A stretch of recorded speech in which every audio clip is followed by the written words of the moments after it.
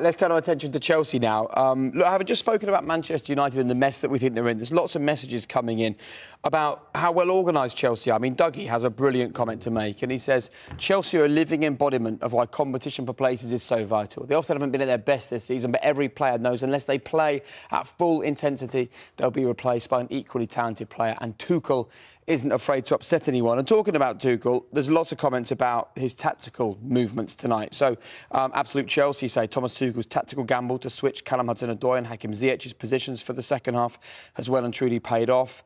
Thomas Tuchel instructing Callum to move to the right shows his in-game management is on another level. Hudson-Odoi's impact made a huge difference to the game. And it is a conversation worth having about the way they changed the wing play in this game, Rio. Yeah, well, we watched the game earlier and we saw, and I think Tuchel would have been frustrated in the first half when the ball went into these areas. There wasn't enough imagination, guile, and that happened quite often. The ball went in and just came straight back out again. And Hudson-Odoi had a fair amount of the ball, but as you see here, running down blind alleys a little bit, not really coming out with much in terms of invention, keeping the ball out. But that's the kind of feel that you got. Then come second half, the touch. Can we just take the back? It was beautiful. And I want to see more of this from Hudson-Odoi. We've been hearing about him for a while now, about talent. But watch his touch here. Beautiful round the corner and then puts on the burners. Right, I'm off. Sees the space in behind, gets in there. And watch him slowly get his head up. He watch bottom of the screen, heads up, 2 steps, and the ball is on the sixpence. Beautiful, that crash. What a ball, what a ball. But I think that the reaction on social media there, I think someone said there about the in-game management. That's exactly what it was from Tuchel. I think everything he seems to touch at the moment turns to gold, doesn't it? But you know, the fact that he switched Hudson-Odoi and Ziyech and they combined for the opening goal was a stroke of genius from him. And what a ball that was. I mean, it's just begging for someone to put it in the back of the net. I agree with one of the things that was said there as well. He demands, before anything, his intensity.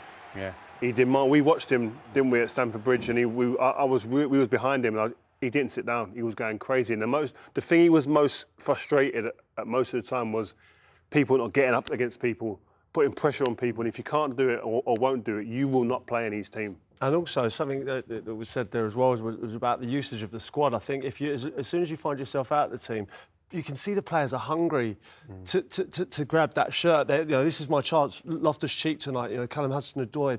Players who perhaps aren't in the first team at the moment are coming in and they're desperate to succeed and be part of something really big that Thomas Tuchel's building. And no one sulks. Hudson-Odoi has been brought off almost embarrassingly a couple of times. There's something going on behind the scenes where he gets them back on side immediately. Chilwell doesn't start the season, comes in for big money, comes back in now.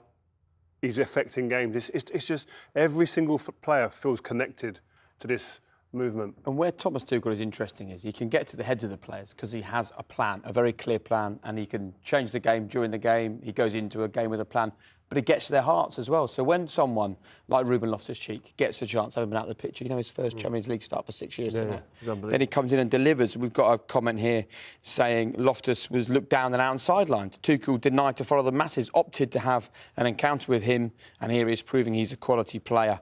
Liam says Loftus-Cheek's skillful surges look like the thing Malmo are most worried about. Simon, is that Ruben Loftus-Cheek or Yaya Toure out there? And Dubois, Ruben's always one of, if not one of the best players on the pitch when he plays.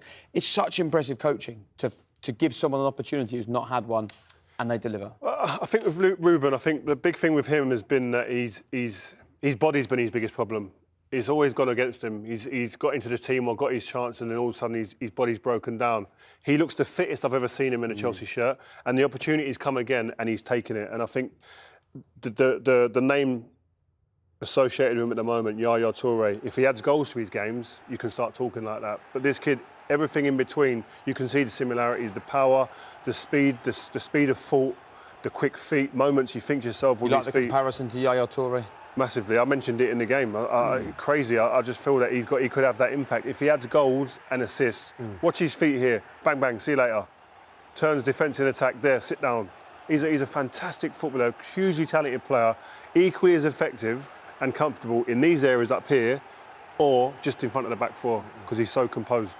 He's got everything for a modern-day midfield player, and I think the only thing he has been lacking is consistency. I don't know whether that's down to injuries or a lack of form. But I remember we went on loan to Crystal Palace, and I remember playing him. I was at Stoke at the time. And I remember I hadn't seen a lot of him, but I'd heard big things about him.